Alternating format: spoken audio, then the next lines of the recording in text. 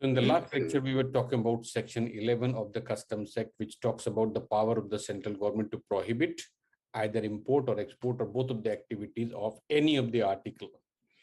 But that prohibition has to be on the grounds specified under subsection 2. I'm taking you to this. This is Section 11, right? So in the title itself, if you have the book, you can add in the title itself, power of the central government. So the reason for confusion will be over. Who's exercising the power? The central government, right? So in the title itself, you can add the word power of the central government to prohibit importation or exportation of goods.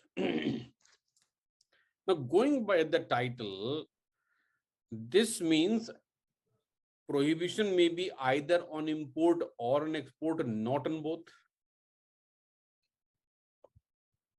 Isn't it? The title says either prohibit importation or exportation. It is not about both.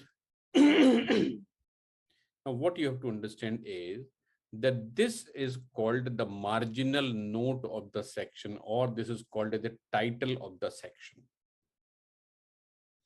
And title of the section is not a part of law.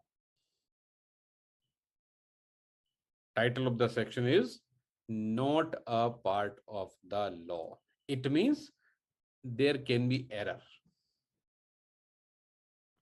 And that error doesn't make any difference. Because entire interpretation is on the text of the section. Okay. So never ever rely on what is given in the title. Never try to find a mistake there. Even if there is a mistake, it's okay. Because that is not the law. What the law is? The text given thereunder. This is the law, right? So subsection 1 to subsection 3, that is the law, not the title given therein. So that according to the title, the prohibition can be either on import or on export. It cannot be on both at the same time, right? So title will confuse you many places, not only here. That is here, it is only one example. This is in power to prohibit importation or exportation. What should have been added here? Or both? Importation and exportation. Importation or exportation or both? Okay. Power of central government to prohibit on importation or exportation of or both. Or both of goods. Of Right. goods. Of goods is not required in this section because this act is talking about the goods only. It doesn't talk about services. Yes. Okay. So sometimes even titles may confuse you, but never ever rely on title of the section. Justin, is it clear? Title of the section is not the part of law. Okay. Now this section says, if the central government is satisfied that it is necessary so to do for any of the purposes specified under subsection 2. This is very, very important. Why there can be a prohibition?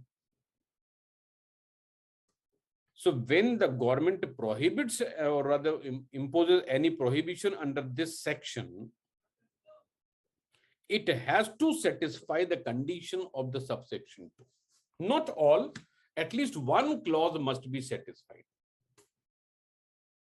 At least one clause must be satisfied. And how the government does it? Now see the last clause. What is given therein?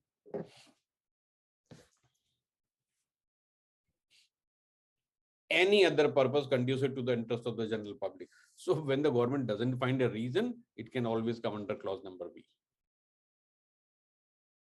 Right. So in nutshell, any notification issued under section 11 for prohibiting either import or export is never going to be declared invalid because clause V is wide enough to cover everything.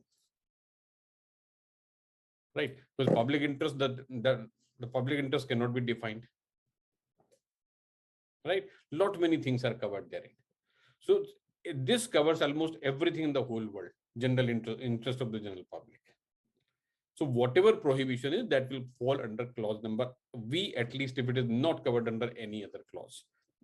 So under subsection 1, the government is having the right to prohibit either importation or exportation for any of the grounds specified under subsection 2. And this is by way of notification in the official gazette. Why not order?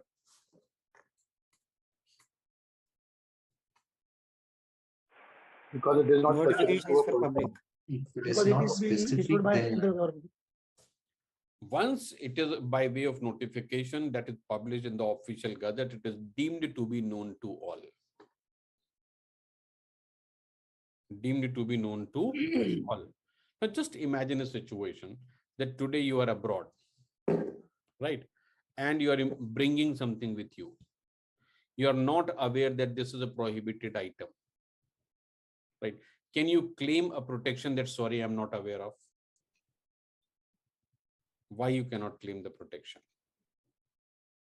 Because ignorance of law is Notification is not there. considered. Ignorance of law is not an Excuse. right. So this is because of this concept. Anything published by way of notification in the official gazette is deemed to be known to all. Then prohibit either absolutely or subject to any condition.